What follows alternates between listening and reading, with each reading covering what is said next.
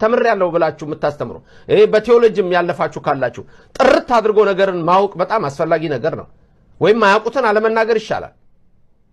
ተምታቶባቸው አይቻለው መሰዊያና ኦልተርና አርክ ኦፍ ዘ ኮቨናንት ወይም ታብሌትስን አንድ ሲያደርግ ያየሁት አስተማሪ አለ። ሰላም ለሁላችሁን እንዴት አላችሁልኝ?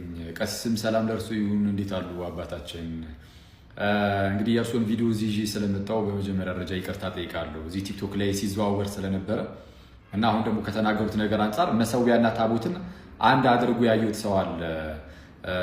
እንደዚህ አይነት የተምታታ ሐሳብ እንደሆነ አይነት ነገር አድርገው ታቦት መሰዊያ እንዳልሆነ አይነት አድርገው ነው የተናገሩትና አይ ሚን እንደዛ መስሎኝ ሊሆን ይችላል። ምናልባት እኔ የመሰለኝ ሊሆን ይችላል። ከሆነ ታረማለሁ፣ አይ ሚን ካልሆነ ታረማለሁ።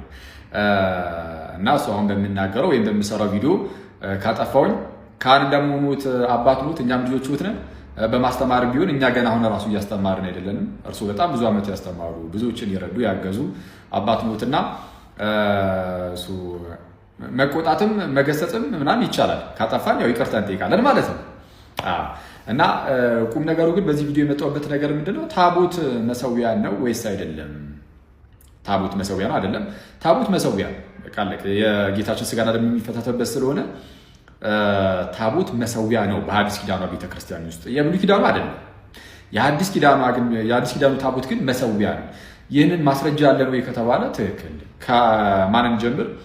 ከብፁዕ አቡነ ጎርጎርዮስ የኢትዮጵያ ቤተክርስቲያን ታሪክ የተሰኘ በጣም እውቅ መጽሐፍ አላቸው። በዛ መጽሐፋቸው ላይ እንዲህ ይላሉ። ያው ስክሪን ላይ ተመልከቱ። ስለ ታቦት ሲናገሩ ስጋዬን ብሉ ደሜን ጠጡ እያለ ያመኑትን ሁሉ የሚጠራበት የምህረት ምስዋዕ ነው። ክብርና ስግደት የሚደረግለት ለዚህ ነው ይላል። ስለዚህ የምህረት ምንድነው? ምስዋዕ ታቦት ምስዋዕ ማለት መሰዊያ ማለት ነው። በነገራችን ላይ የኪዳነ ወልድ ክፍሌ መዝገበ ቃላት ላይ ታቦት የሚለውን ሲፈታ የፈታው በዚህ መልኩ ነው። ተመልከተው አሁን ስክሪን ላይ ታቦት ይልና መንበር ምስዋዕ በቃ ታቦት መሰዊያ ወይም ምስዋዕ ማለት ነው።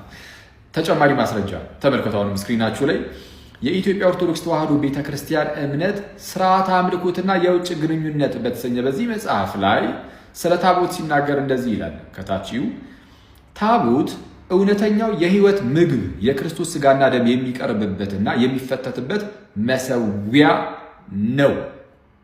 አለቀ። ታቦት መሰዊያ ማለት በኤርትራ ውስጥ እንግዲህ ከኛ ቀደም ያሉት ሁሉ የሚናገሩለት ስለ ታቦት ሲናገሩ መሰዊያ እንደሆነ ነው። ምናልባት እኛ ግን ተነስተን አሁን ታቦት መሰዊያ አይደለም ካልን ከየት አመጣ ነው ያስፈራል? ወይም እኛ ራሳችን ጀማሪ ልንሆን መሰረት